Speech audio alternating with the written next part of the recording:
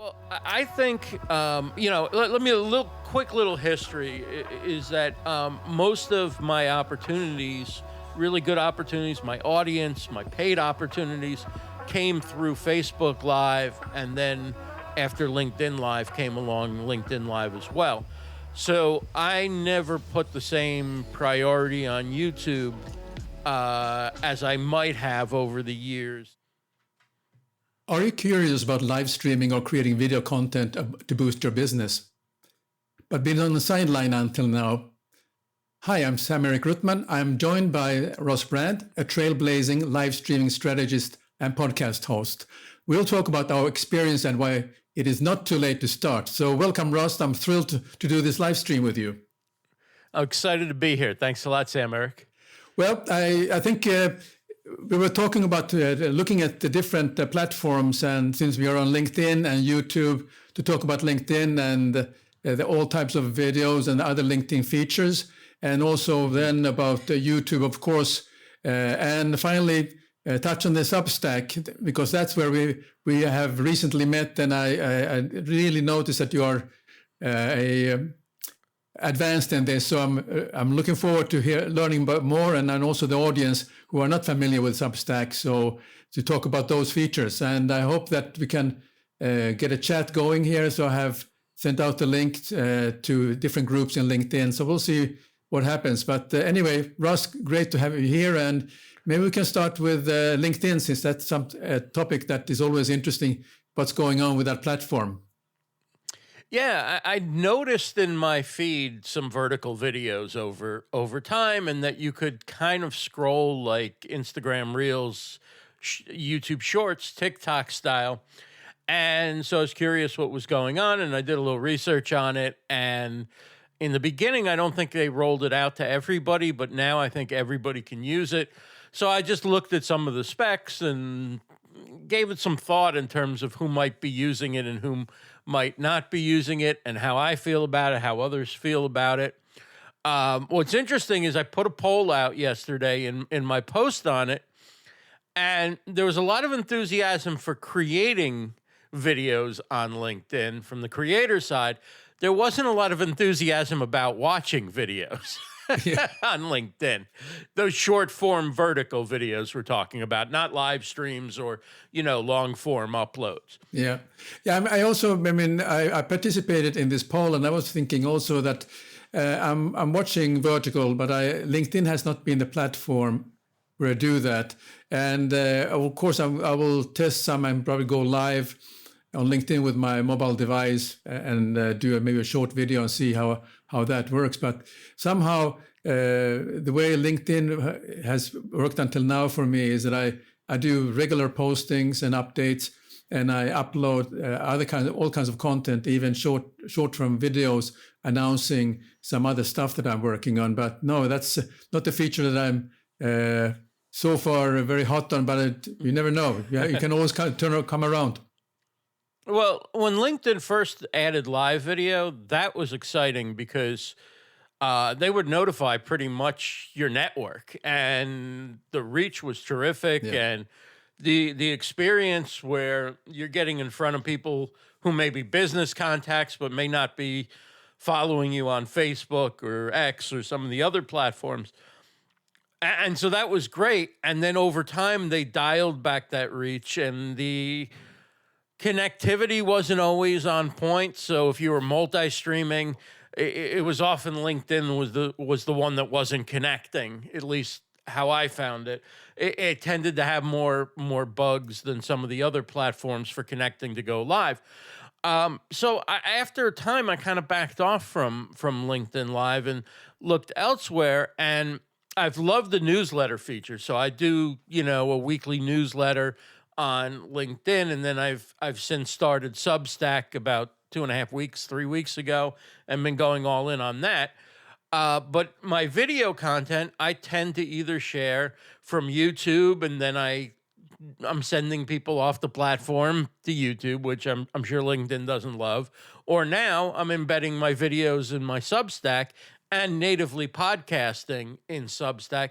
So when I post on LinkedIn, again, I'm sending people to Substack. So I'm not doing as much LinkedIn as I had hoped to do this year, but I have been consistent with the newsletter. I've got probably around 30 issues this year, and I've been doing it on a almost weekly basis, let's put it that way. And that has been great. I mean, it's been great for me in terms of just developing and doing some different kinds of writing and connecting with different people. But LinkedIn remains a bit of a mystery for me. I've got my biggest following on LinkedIn. I've got 21 something thousand followers on LinkedIn, and it should be more going on there with what I'm posting. And I don't know if it's me in the strategy or if it's the platform, or I just still am not spending enough time on it. But I made a promise to go LinkedIn first. And I broke that promise when I found Substack. Yeah. But my LinkedIn first promise was that when something happened, even a nice photo of an event or something, I would post first on LinkedIn, not make it an afterthought where like you run to Instagram, then you share an X tweet, then you put it on Facebook, and then finally, oh yeah, I should throw this on LinkedIn too. But tried to do my first post on LinkedIn. And of course that was working until I started doing long form content on Substack a few weeks ago. Yeah. But when I say it was working, it meant I was doing it. It doesn't mean that I found, a huge ROI from posting on LinkedIn. But again, I don't spend that much time on the platform still. I don't engage regularly, I don't think, to the degree that others do. So I don't know. Yeah. I don't know. It remains a mystery to me as a platform. I feel like I understand the others a lot better than I do sometimes with what's going on with LinkedIn. Yeah. I mean, the history of my relation with LinkedIn started, that was the place to post your work profile and actually connect with a lot of headhunters and also get offers for jobs. And that was my main purpose of using LinkedIn. And then, of course, when the following, I started to get more followers, and most of in the hotel space where I'm from, all my friends are on LinkedIn. So we always keep updated on what's going on in the events and so on. But yes, I mean, I also, in fact, it was just during the COVID, I started another hospitality talks channel on YouTube, and we also went live on LinkedIn. And I was really had high hopes for LinkedIn because all my contacts are there, and I was looking for getting more leverage on LinkedIn through people joining in on different topics, because we did interviews. A lot of hotel executives had a lot of time on their hand during COVID, so we had a great guests and so on. But no, that didn't work out. On YouTube again, that was a different story, and that was where I placed more emphasis on videos and short form videos. But I'm now, since we reconnected in Substack, so that's an area I'm really keen to explore and see what I can do much better and have a better strategy to reach out and a wider audience. Yeah, and I think before we get to Substack, I just want to say that organic reach isn't great on almost any of the major social platforms. So if you do decide to post on LinkedIn and you're not seeing great results right away, it still may be the most fruitful for you putting your business content and, staying connected with people. And that's where vertical video is interesting, because I look at vertical video as more entertainment. You get hooked on something fun or interesting or curious, and then you keep flipping for a while or scrolling for a while. And how does that fit into LinkedIn? Well, I think people are going to LinkedIn to learn, to connect, to... So initially my thought is, well, that doesn't exactly fit in. But then it's a way to share behind the scenes, a little bit of what's going on in your work life, a thought, a tip, something like that. And then perhaps it could be quite beneficial for sharing things that you don't want to do a long form video in your feed for, or you don't want to just bring something over from another platform. You want to do some LinkedIn specific content, or content where you're thinking again, like LinkedIn first, and then maybe I'll share it elsewhere. So I think it's got some potential, but it also at first does feel like a little bit of a strange fit. Like when I'm get caught up getting addicted to scrolling the short forms, it's usually entertainment and it's usually not a conscious choice. Yeah. When I do things on LinkedIn, it's usually a conscious choice. Yeah, exactly. So, I mean, I think you brought a very good point, is that but using the LinkedIn as a vertical and do videos, in actually that provides an opportunity to be very authentic, particularly if you're in opening I'm talking about hotels in this case. You're recruiting new staff for your hotel. You're opening a new hotel, and you want to share with the community what's going on and the progress of opening the hotel, or you want to talk about some idea that you have picked up and want to share that as a kind of a fruitful tip for them to help them in their business. So I see that there's a good case for that, and I think that's where I will of course like to give that a try, and I didn't really think about it in those ways until you mentioned it. Yeah, I think I need to dive in on the YouTube, whatever they call it, the shorts, their short vertical videos. And what I guess also is interesting, because the audience has some of the same people, but it also has a lot of different people. There may be some kind of beginner stuff that I could share there too for people who haven't started podcasting or live streaming or anything. Because while the people who've been following me for a while know how to do this in general, there's a whole audience of people who don't. And so I could probably think of some helpful content that's along the lines of people getting started. Like, how do I do this for my business? How do I step forward if I'm a solopreneur, or I'm the only one in the marketing department with any interest in using digital tools or what have you. So yeah, I'm thinking this through just as we're talking, but I do think I think it's worth experimenting with. And it could be after 2 weeks or 3 weeks, or even 1 or 2 times you go, "Oh, okay, I don't really like this," or, there's no reaction to this, or, the effort to create this content isn't worth the return that I get.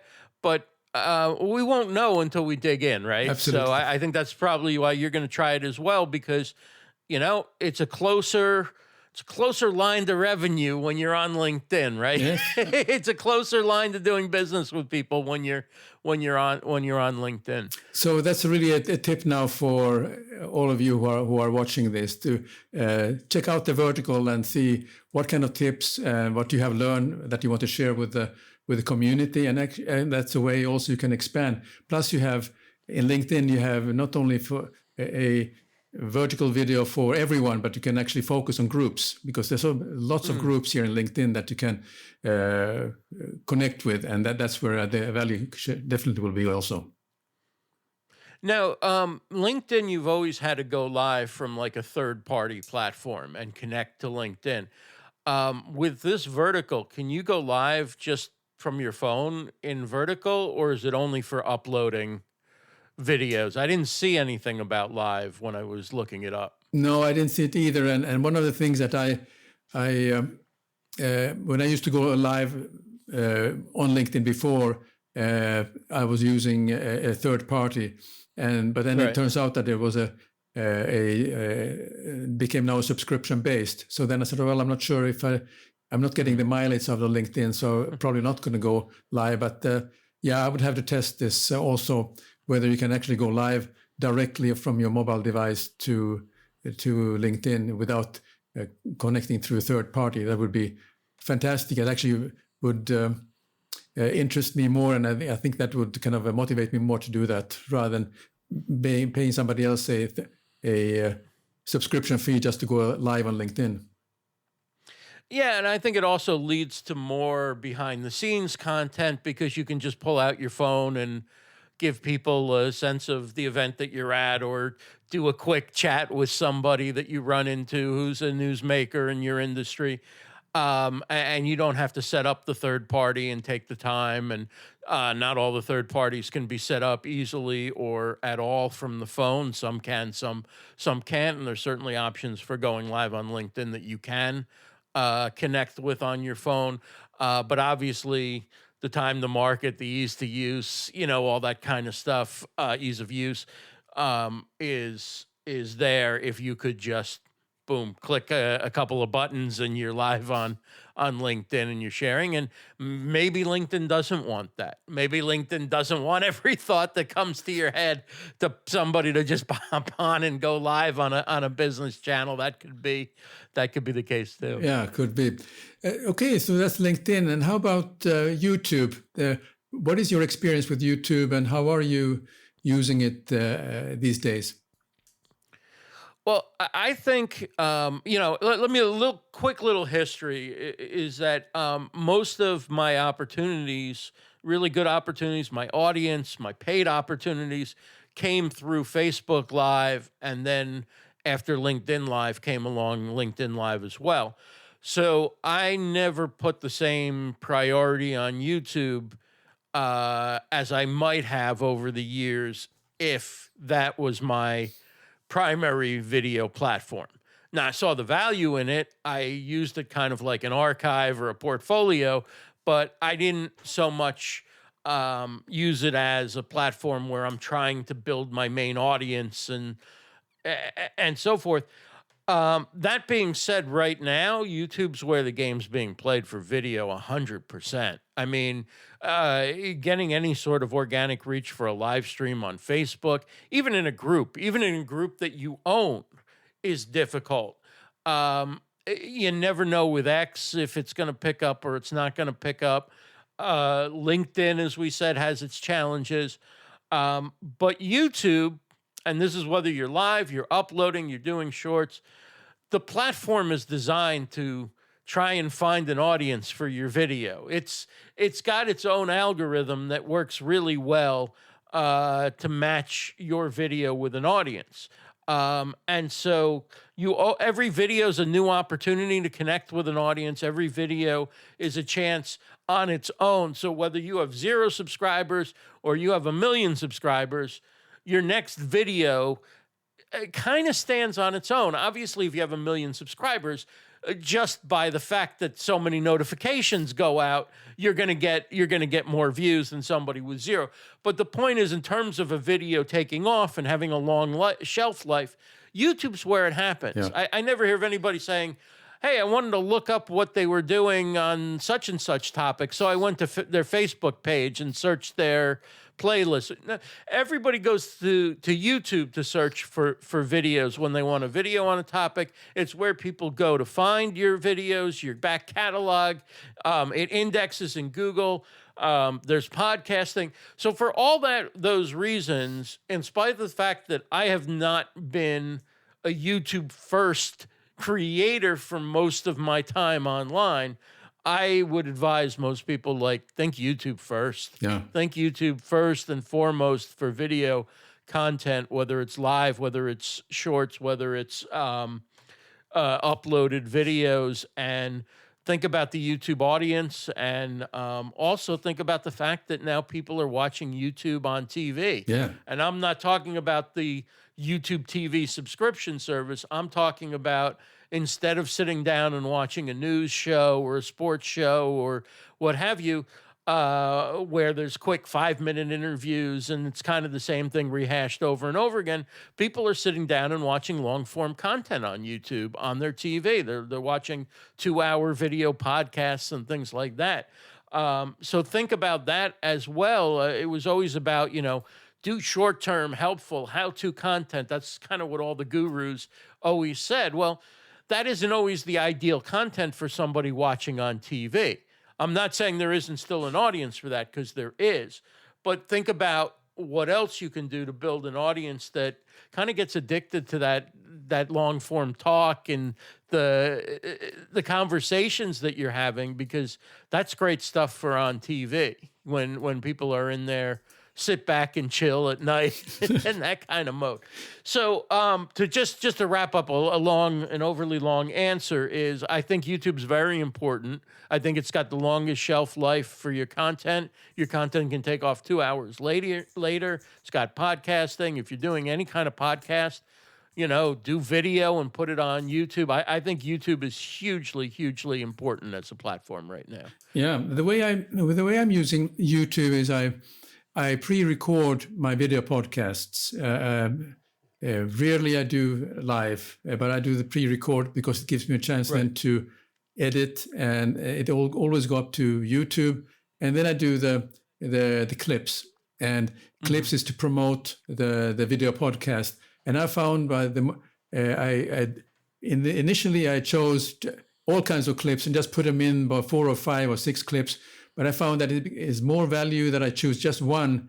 After I listened to the entire episode or the discussion I had with my guest, I listened to the one that actually gives something very special, and that clip ends up in the YouTube clips. And I found that it helps me to get more subscribers, and also it is kind of intentional that the people are willing to.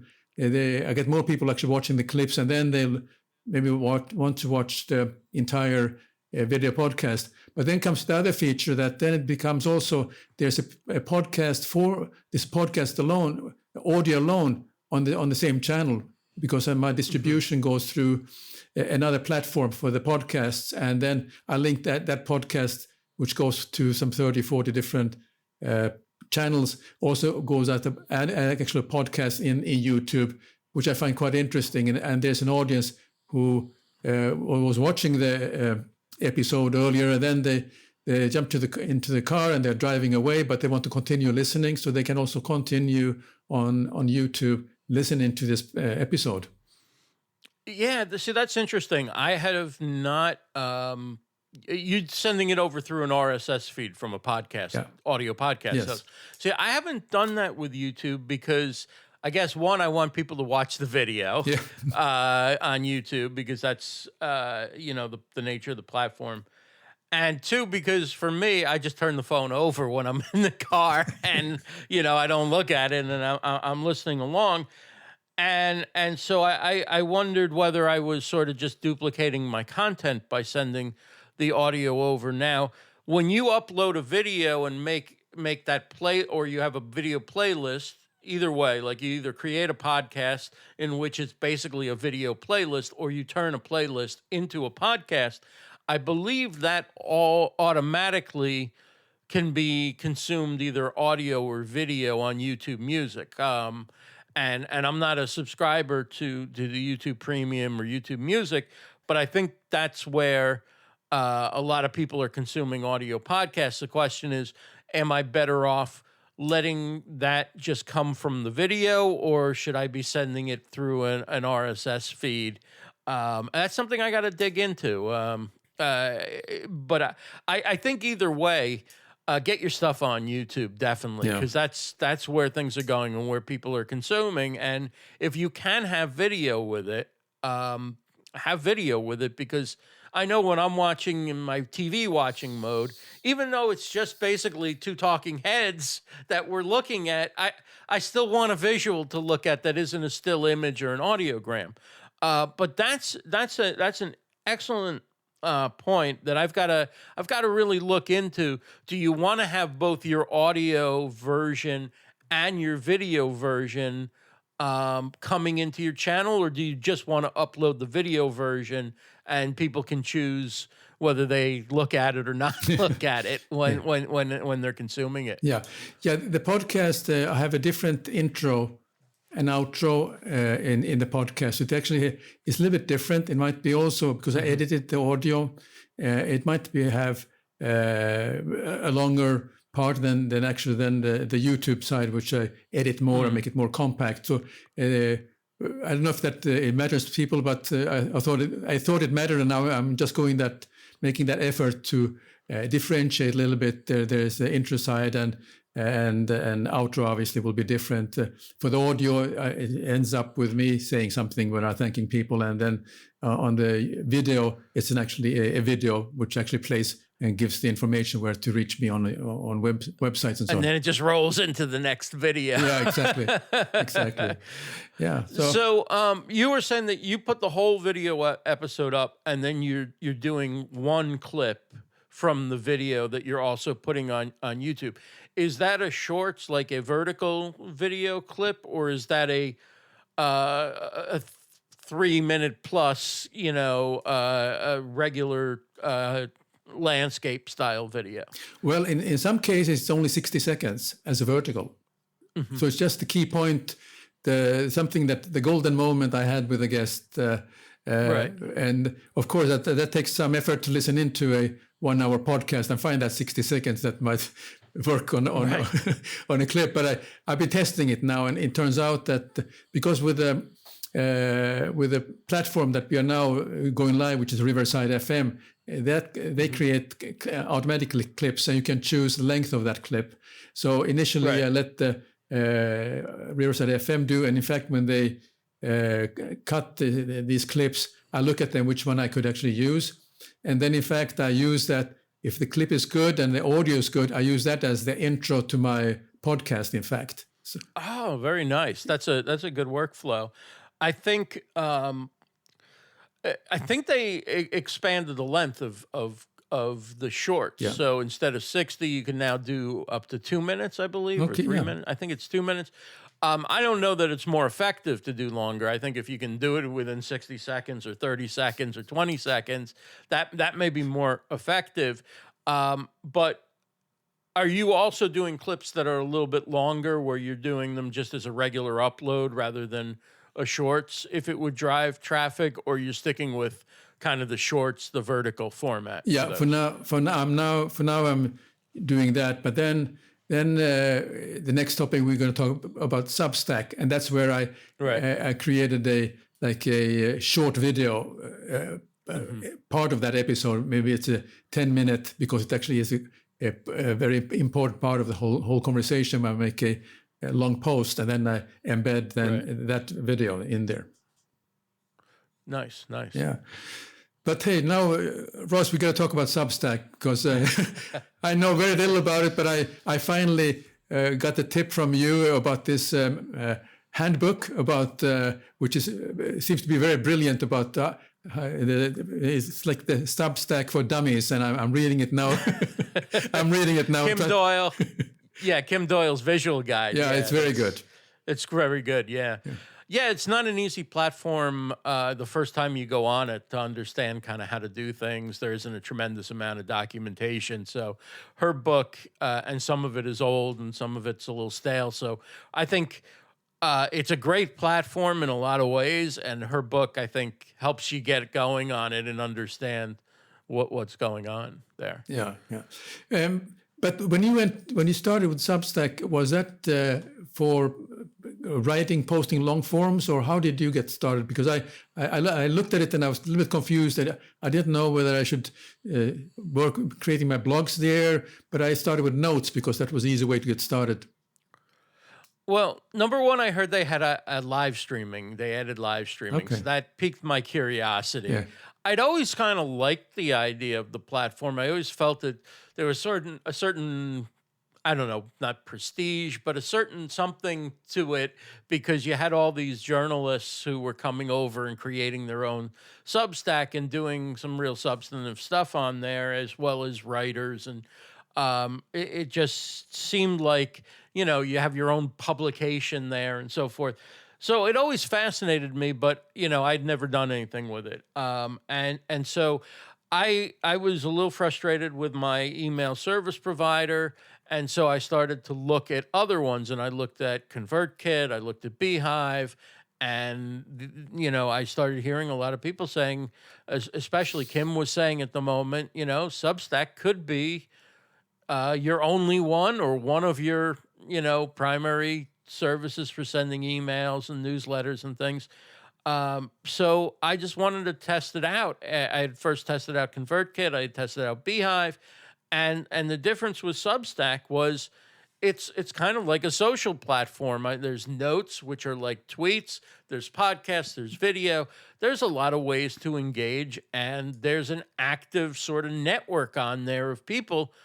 Whereas the other platforms, you send your email and it's your relationship with your audience, and that's important and it's great. But this is a chance to both have that relationship, but also be on a platform where that same content can grow Yeah. and grow your audience. And so, like everything else, you dive in and you test it. And I'm trying to publish just about every day on it during the week. I'm not necessarily doing anything on weekends, but 3 to 5 times a week, publish, 1 or 2 podcast episodes, a weekly roundup on Friday, which is a lot like my LinkedIn newsletter, and then, maybe 1 or 2 text posts. So overall, I'm trying to deal with a mix of content.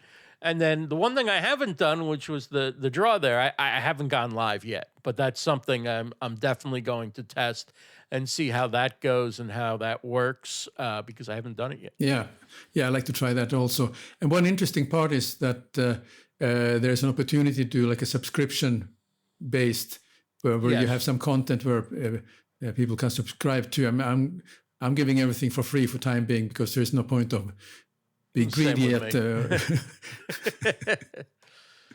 I guess it says people can pledge or something. So if I ever turn on monetization, then they're already, automatically subscribed to the paid tier or whatever. But I'm not promoting that, other than if Substack puts if somebody's already subscribed, they may put that pledge thing there. I didn't even know what it was until I saw it on somebody else's. Yeah, I mean, the fact that there's built-in monetization, there's some community features, but I also like the fact that every time I do a video or I do a podcast episode or I post a blog kind of post, an email goes out to my network. Oh. Now, I would send emails, like if I did a newsletter on LinkedIn, I would then send that to my list as well. And when I had a book come out or whatever, but I didn't email regularly, and now I'm emailing very regularly, and eventually I'll survey my people on my list and see what they like and don't like, and is it too much, is it not enough, what have you. But it's definitely, if nothing else, it's gotten me into email, much more than I had been. And not just when I'm selling something or I have a weekly newsletter, but various forms of content and things. Yeah. And in the moment as I'm discovering them. Yeah, I realize. I mean, I'm on Substack every day now, and sometimes I just while I work in Helsinki, I just point out some point of interest that I thought might interest people, and I just record a video, then upload it to Substack, and that seems to be getting a little bit. I enjoy those. I really do. I mean, Yeah. It's really great. It's a beautiful city too. Yeah, it is.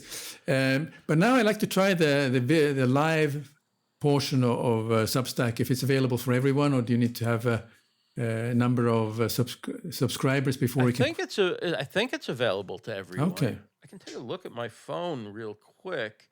I'm in the app. I click plus, like I'm going to create. I see the photo, like you upload a photo, video, but that's like for an upload. And then I see camera, access the camera, we'll say allow. If I put it on video, it says Substack would like to access the microphone. Okay. But I don't know whether that's just recording video or not. So I have to look into what it takes to go live on the platform. Yeah. So that was, a quick from the mobile app. And what's interesting is there's things you can do from the mobile app, like chat, that you can't do from a mobile browser. But you can't post. I guess you can post content, but it's a little, well, I don't know. Maybe it's just notes. I don't know. When I try and like go into my dashboard and that, if I'm on a mobile, I have to go into a mobile browser, not from the app. Right. So there's a lot of little things to learn. That's why Kim's book is great, and there's videos and documentation and stuff that Substack provides that can help too.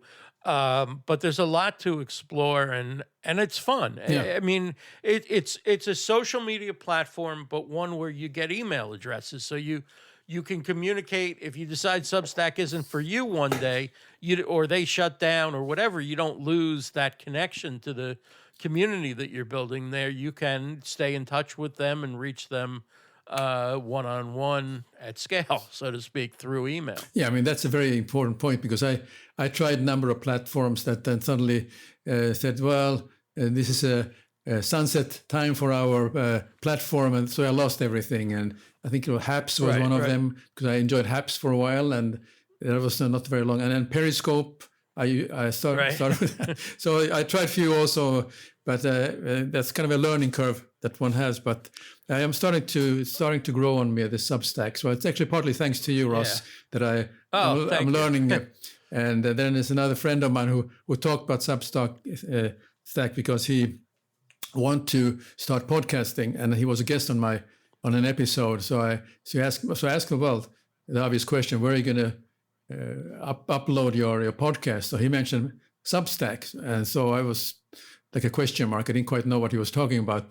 So I learned quickly, and then when I subscribed to it, and I see you there, so that helped me to kind of convince, well, if Ross is there, I got to give it a try also. Well, the next thing we'll do is we'll compare notes on going live, how we did it. Yeah, absolutely. Yeah. So have you tried Riverside FM as a platform, or how do you use it? I've been playing with it a little bit. I really dig the teleprompter feature. Yeah. If you don't have obviously a physical teleprompter that sits over the lens of your camera and you're reading as you're looking into the camera is ideal. But I don't have one of those. And, they kind of fall into two classes.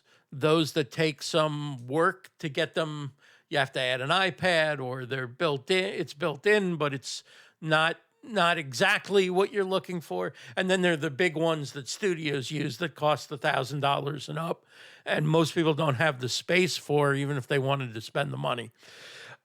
So that's where Riverside's teleprompter comes in handy. And even though you aren't looking directly at the camera, if you position your camera near your monitor, it's in big letters, it's at the top. And particularly if you're not necessarily reading a script, but you're using some bullet points or notes. I've always been an off the top of my head person, but sometimes for short form stuff, or I don't know, even for YouTube, it's a skill set I want to develop, which is scripting video and reading it. Excuse me. So that I'm saying precisely what I want to say, the no fluff, I'm thinking and I'm saying and I'm thinking and I'm saying, which is fine for talk shows, but sometimes for certain types of instructional videos, or, your show open, your show close, just look directly at the camera. I find I look at the camera more, even with the script not being right under the camera, because I'm not looking up in a way as I'm thinking about what I'm saying. Yeah. And you, having done this for a long time, I can pretty much do anything off the top of my head. But that doesn't mean that every kind of video, like some kinds of videos are just better if you script them. Yeah. And, that's something, and like I say, it's a skill set I want to develop, because there are times where that is the ideal way to do a certain kind of video. Yeah, I'm using Riverside FM mostly for I script the episode which we pre-record. Mm-hmm. So I use it as a kind of a benchmark in bullet points so I keep track on the flow. But I haven't used as a teleprompter, because I think I need to practice this. One is finding the right speed for my how I speak, and secondly, when I write the script, so it's becoming more of a how I speak and not like a formal. Right. So that's something I need to develop, and I'm keen to learn that, because it will help in the long run for some particular videos where I should stay on the script and keep it sort of tight and nice for the audience to enjoy. When I worked in radio, I did 2-minute update type of broadcast where I'd jump on and I'd what's going on right now, and here's the stories and whatever. Those I would typically script unless I didn't have time. So I have a little experience writing a script and reading a script. Of course, it's totally different in radio, because you don't have to look anywhere. Yeah. So you can take that piece of paper, you can jam it in, not in front of the microphone, but you can have it like right here. Yeah. So for doing an audio podcast, it's great because you don't have to print something out or put it in a document that doesn't scroll, and then you can just focus on your vocal delivery. But I think even for video, it's a useful feature.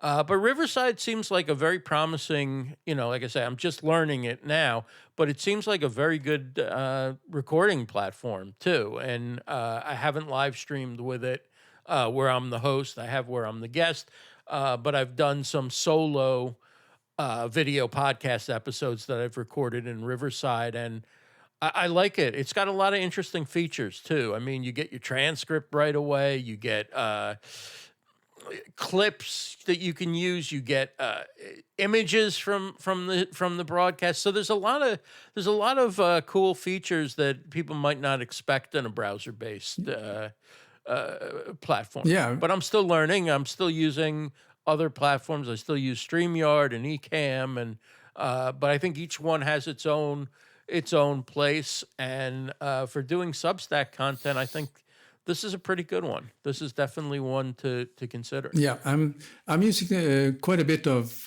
Riverside FM for my videos because it gives me the transcript, the show notes, and it also gives me the base for a blog. And also the snapshot, they call it, the still pictures, and then and the audio you can get for the audio portion of the podcast. I can transfer that to Audition where I edit it.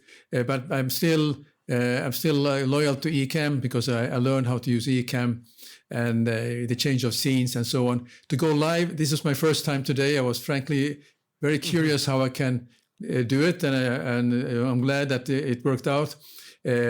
Obviously, I think they need to kind of fix a few things, like if you want to do a intro or sort of the intro to a episode.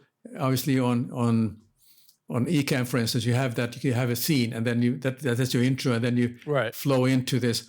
And I had an intro for our episode, but I didn't know how to work it out, and I was really kind of wondering how that's working out. But since I made it, I'm going to play it now, so then you can see how it looks like. Okay. Just so, let's see if it plays. I mean, there.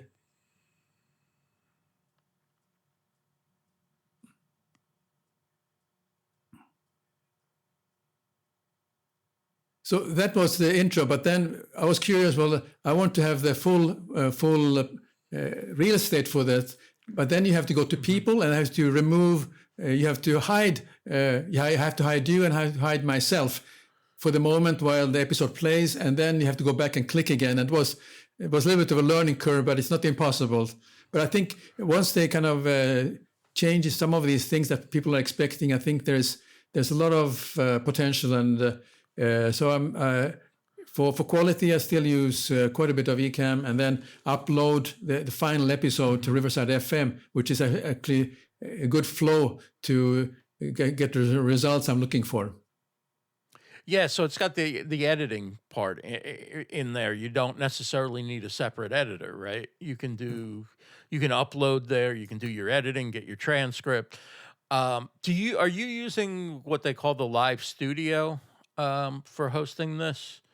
I see at the top of my screen, I see Riverside Live Studio Live Record. Yeah, I am there now. Yeah, because I use the Are you able to change shots and stuff, or you just record it like side by side, and then anything you do, you would do in post? No, I actually, this is an area for when I do the pre-recorded, I have sort of picture-in-picture version, but for live, I haven't found it yet. So I'm still kind of playing around with, I don't see it actually as a feature yet on here. There's only the media side. You have your text. You can add some text where you, show we are live or right. And then disappears after 10 seconds.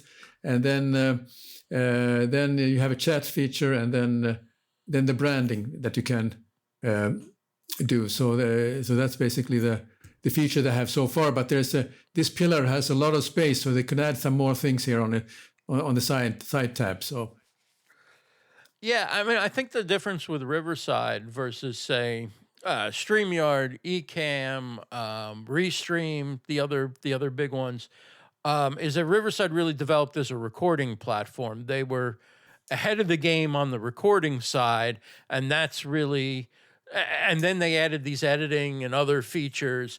Whereas the other three that I mentioned started out as live streaming studios or Yes. live streaming software.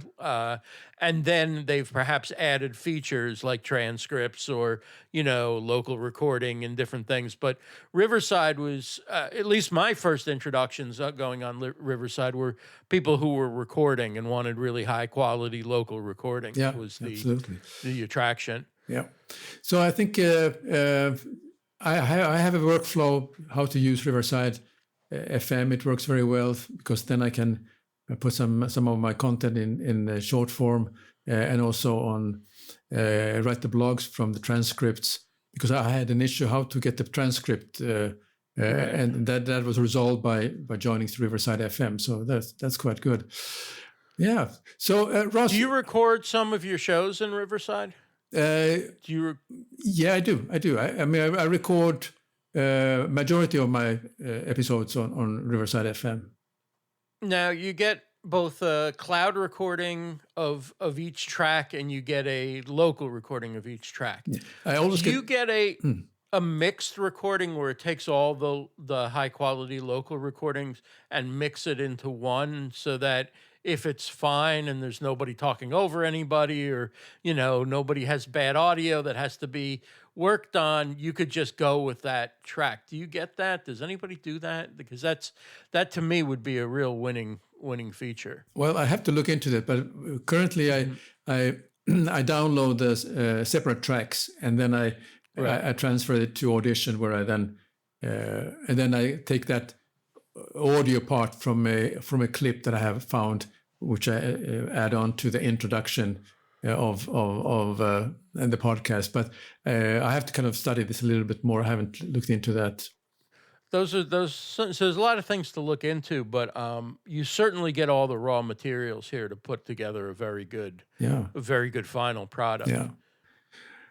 Well, Ross, it's been great to discuss with you and to kind of exchange ideas on what live streaming. So now, if there's someone who doesn't happen to know who Ross Brand is, so how can they find you? So they want to connect with you and ask you to coach them on the kind of the maybe a masterclass in how to do live streaming. How can they find you? You can find me on Substack at rossbrand.substack.com. You can also connect with me at my website, livestreamuniverse.com/contact, or just go to livestreamuniverse.com. But I'm easy to find on all the socials. Feel free to DM me or connect. But Substack's where I'm spending a lot of time now. There's definitely a cool chat in there. So you can message me on Substack, rossbrand.substack.com. Very good. Well, thanks everyone for joining us today. And if you have any questions, shoot over to Ross directly or send me a DM so we can look at some of the questions. I think people were a little bit shy to jump into the live chat today. So, but again, thanks very much for joining. I really appreciate that you took the time, and I learned in this hour a lot in the same time. Thanks for joining us this week on the Social Hotelier Show. Make sure to visit our website, The Social Hotelier Show, blueberry.net, where you can subscribe to the show in Apple Podcast, Spotify, Google Play, or via RSS, so you never miss a show. While you're at it, if you found value in this show, we appreciate a rating in Apple Podcast. Or if you simply tell a friend about the show, that will help us out too. Be sure to tune in for our next episode.